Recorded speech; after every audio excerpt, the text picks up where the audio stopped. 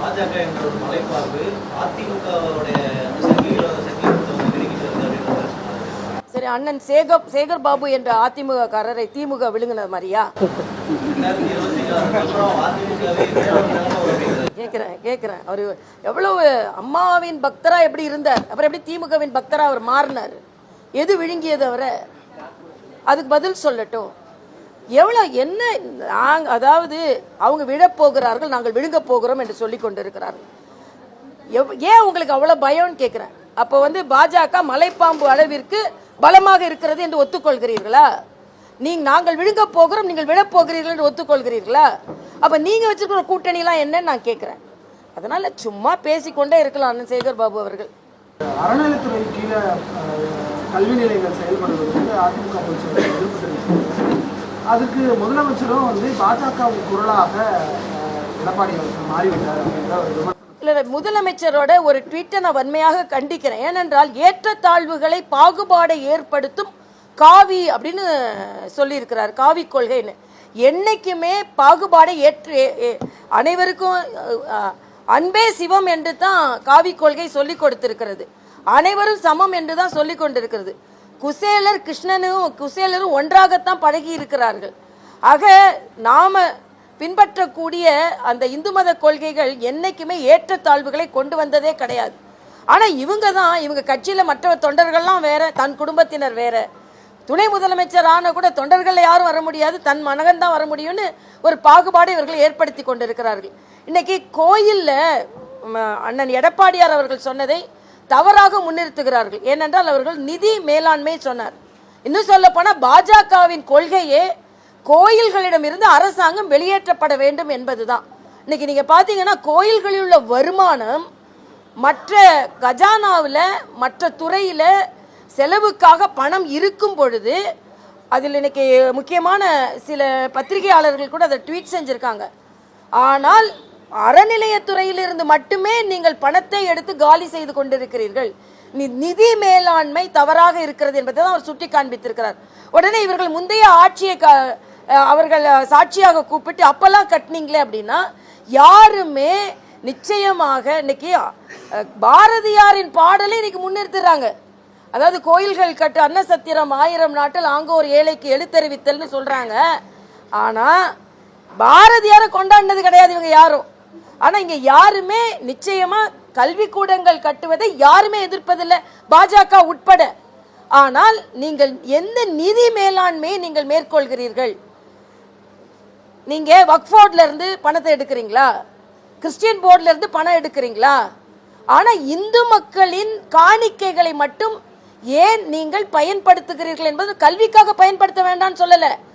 மற்ற நிதியில் இருக்கும் பொழுது, மற்ற துறையில் நிதி அவைலபிளா இருக்கும் பொழுது, கஜானா காலி இல்லாம இருக்கும் பொழுது நீங்க ஏன் இதை மட்டுமே காலி செய்கிறீர்கள் என்பதைத்தான் அவர்கள் கேட்டுக்கொண்டிருக்கிறார்கள்.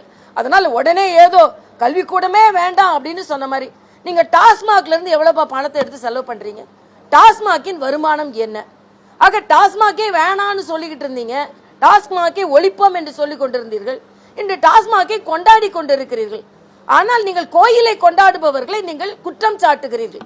நாங்க பெருமைப்படுறோங்க, நாங்க டாஸ்மாக கொண்டாடாம கோயிலை கொண்டாடி கொண்டிருக்கிறோம் என்பதில் பெருமைப்படுகிறோம். அதே மாதிரி கூட்டணி கட்சிகளும் ஒன்னொன்னு சொல்ல ஆரம்பிச்சிருக்காங்க. அண்ணன் செல்வ பெருந்தகையோட பிரஸ் மீட்டை பார்த்தா எனக்கு ஆச்சரியமா இருந்தது. இவங்களுக்குலாம் எப்படி ஒரு செலக்டிவ் அம்னீசியா வருதுன்னு எனக்கு தெரியல. இன்னைக்கு சொல்றாரு அண்ணன் எடப்பாடியார் ஒன்னு சொன்னார், திமுக பாஜக கூட கூட்டணியை நாங்கள் வைத்திருப்பதை விமர்சனம் செய்கிறார்கள். நீங்கள் பாஜக கூட கூட்டணி வச்சிருந்தீங்களா இல்லையா? திமுக பாஜக கூட்டணி இருந்ததா இல்லையா?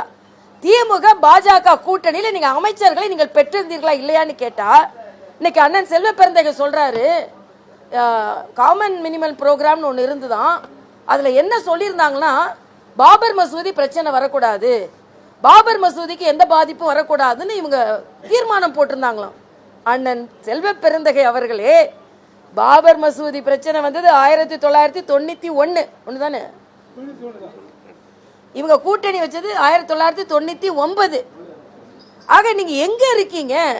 பாபர் மசூதியை வச்சு தீர்மானம் போட்டு சொன்னாங்களாம்.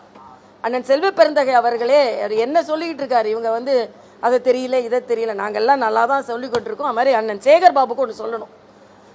நிச்சயமாகவே திருச்செந்தூரை பற்றி நான் சில விமர்சனங்கள் வைத்து அதில் இன்னைக்கு நான் பின்வாங்க போறது இல்லை.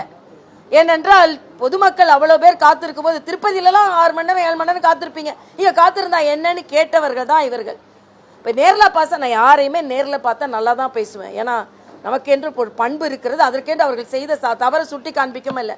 நான் அண்ணன் சொல்கிறாரு, மண்டக்காடில் பார்த்தோம் நல்லா பேசினாங்க, நல்ல ஏற்பாடுன்னு சொன்னாங்க. காரைக்காலில் பார்த்தோம் நல்ல ஏற்பாடு நான் சொன்னேன்றாங்க. அண்ணா அது என்னோட ஏற்பாடு. காரைக்காலில் நான் எல்ஜியாக இருந்த அந்த ஏற்பாடில் நீங்கள் வந்தீங்க. எனக்கு சமமாக எல்லாரும் நடத்தப்பட வேண்டும் என்பதான் எனது கருத்தாக இருக்கிறத தவிர ஏற்றத்தாழ்வு இருக்கக்கூடாது என்பது தான். ஆனால் பாஜக அதிமுக கூட்டணி வந்ததில் இருந்து அதில் வேற அண்ணன் திருமாவளவனோட பேட்டி ஒன்று பார்த்தேன். துணை முதலமைச்சரா ஏன் என்ன முதலமைச்சர்னு சொல்ல மாட்டீங்களான்னு கேட்குறாரு. ஏன் நீங்கள் ஏன் சொல்லிக்கல? ஸ்டாலினுக்கே எவ்வளோ பயப்படுறீங்க? இன்னைக்கு அடிமை கூட்டணி பொருந்தா கூட்டணின்னு சொல்றீங்களே. நான் கேட்குறேன், இலங்கையில் தமிழர்களை சுட்டு கொன்றது எந்த கட்சி ஆட்சியில் இருக்கும்போது? அப்போ நீங்கள் அதை அந்த காங்கிரஸை கொண்டாடி கொண்டிருக்கிறீர்களா? வைகோ திருமாவளவன்லாம் கொண்டாடி கொண்டிருக்கிறீர்களா? அதே மாதிரி இன்னைக்கு மரியாதைக்குரிய ராஜீவ்காந்தி கொலையுண்டதற்கு ஒரு ஆட்சி கலைக்கப்பட்டது என்றால் திராவிட முன்னேற்ற கழக ஆட்சி. அப்ப அவங்க கூட கூடி குலாவி கொண்டிருக்கிறீர்களே அண்ணன் செல்வ பெருந்தகை அவர்களே. அப்ப அது சரியான்னு கேட்கிற. எது கூடா கூட்டணி, எது பொருந்தா கூட்டணி, எது பொருந்துகின்ற கூட்டணி என்று கூட தெரியாமல் பேசி கொண்டிருக்கிறார்கள். அவங்க கூட்டணி பிரச்சனை இனிமேதான் வெளியே வரப்போகுது. எங்கள் கூட்டணி பலமான கூட்டணியாகத்தான் இருக்கிறது. வரும் இப்போதான் வரும். இப்போ திருமாவளவன் ஒரு பிரச்சனை வரும், காங்கிரஸிடமிருந்து பிரச்சனை வரும். காங்கிரஸ்ல ஒரு பிரச்சனை இல்லையா, நாங்க தான் அடிமையா இருக்கோமா? நான் கேட்கிறேன், ஒரு தேசிய கட்சி என்ற அடையாளத்தை நாங்கள் வைத்திருக்கிறோம், நீங்க வச்சிருக்கீங்களா? உங்கள் கட்சி தலைவரை கொன்றதின் ஒரு இணைப்பு இருக்கிறது என்ற காரணத்திற்காக கலைக்கப்பட்ட ஒரு திராவிட முன்னேற்ற கழக அரசு. இன்னைக்கு அவங்க கூட கூடி குலாவி கொண்டு இருக்கிறீர்கள். அதே மாதிரி தமிழர்களை சுட்டு கொல்லப்பட்டது இவங்களோட ஆட்சி காலத்துல தான். ஆக இவர்கள் எல்லாவற்றையும் செய்துவிட்டு பாஜகவை பற்றி சொல்லிக் கொண்டிருக்க. எல்லா விதத்திலும் சரி, பாஜக அதிமுக இன்னும் வரப்போகின்ற கட்சிகள் எல்லாம் பலமாகவே இருக்கிறோம் என்பது எனது கருத்து.